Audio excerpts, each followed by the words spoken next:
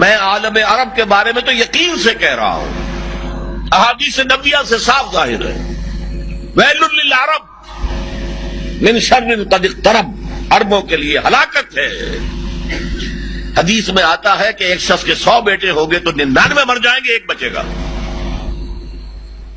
سب سے بڑے مجرم وہ ہے، ان کی مادری زبان میں اللہ کا کلام، اور انہوں نے اللہ کے کلام کے پیچھے اپنے آپ کو نہیں لگایا، اسے اپنا امام نہیں بنایا۔ کہتے ہیں وَاجْعَلْهُ لَنَا إِمَامًا وَنُورًا وَهُدًى، اسے ہمارا امام بنا دے۔ تم بناؤ گے تو بنے گا نا امام، بنانے کو تیاری نہیں، دعائیں مانگ رہے ہیں بڑی لمبی لمبی، ایک ایک گھنٹے کی دعا جو ہے حرمین کے اندر مانگی جا رہی ہے تراویح کے بعد اور ختم قرآن کے بعد۔ یہ دعائیں تمہارے منہ پر دے ماری جاتی، ہو کون تم؟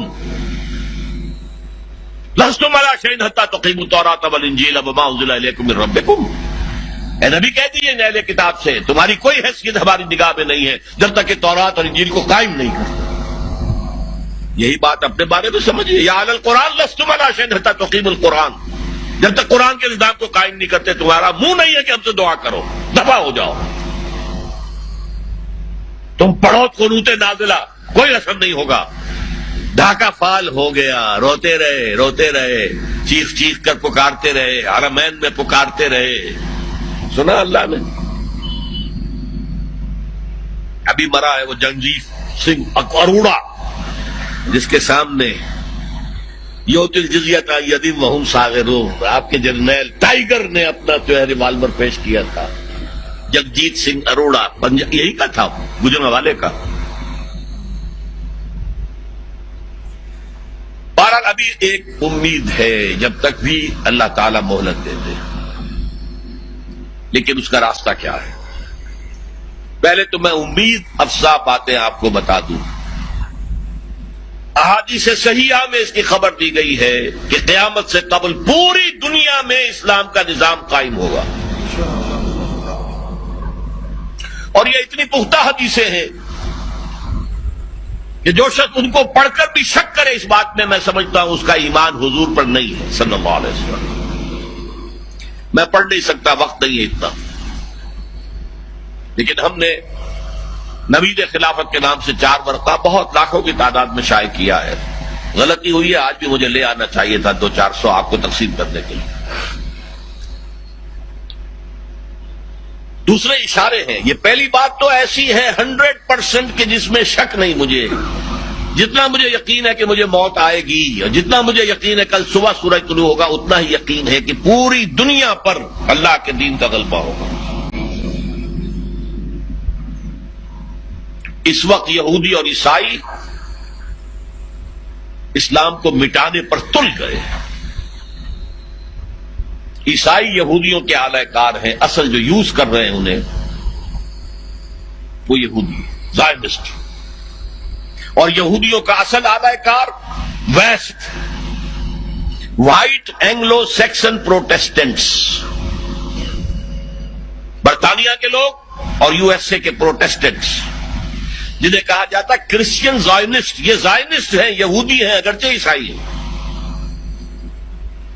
یہ تلے ہوئے ہیں اسلام کو ختم کرنے میں۔ اقبال نے کہا ہے دنیا کو ہے پھر مار کا روح و بدن پیش، تہذیب نے پھر اپنے درندوں کو ابھارا، اللہ کو پامر دیے مومن پہ بھروسہ، ابلیس کو یورپ کی مشینوں کا سہارا۔ وہ مقابلہ آنے والا ہے، اور اس میں آخری غلبہ اسلام کو ہوگا۔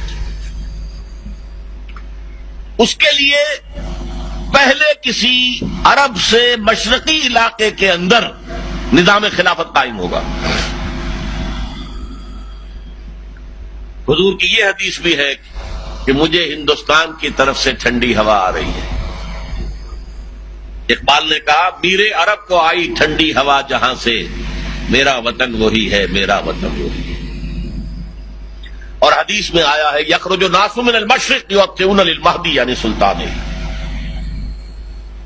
کسی مشرقی ملک میں اسلام کا نظام قائم ہوگا اور وہاں سے فوجیں آئیں گی جو عرب میں حضرت مہدی کی حکومت قائم کریں گے۔ حضرت مہدی کا ظہور تو وہی ہوگا عرب میں۔ لیکن عرب کھوکھلے ہو چکے، عیاشیوں کی وجہ سے ختم ہو چکے، میں دم نہیں ہے۔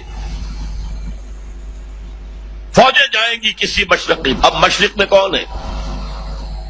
ایران ہے، وہ خلافت کا قائل ہی نہیں، وہ تو امامت کے قائل ہیں۔ پھر افغانستان ہے، پھر پاکستان ہے۔ یہ ہے وہ خطے کہ جہاں سے انشاءاللہ خلافت کا نظام دوبارہ ابھرے گا اور یہیں سے پھر پھیلے گا۔ یہ چاہتے ہیں کہ اللہ کے نور کو اپنے منہ کی پھونکوں سے بجھا دیں۔ بش تلا ہوا ہے، اسرائیل تلا ہوا ہے، یورپ تلا ہوا ہے۔ اسلام کو ہم ختم کریں گے۔ اسلام کو مذہب کی حیثیت سے ختم نہیں کرنا چاہتے، رہو، نماز پڑھو، روزہ رکھو، ہمیں کوئی اعتراض نہیں، لیکن اسلام کا سیاسی نظام، اسلام کا معاشی نظام، اسلام کا سماجی نظام، nothing doing, there can be no compromise، ہمیں ختم کر کے رہے۔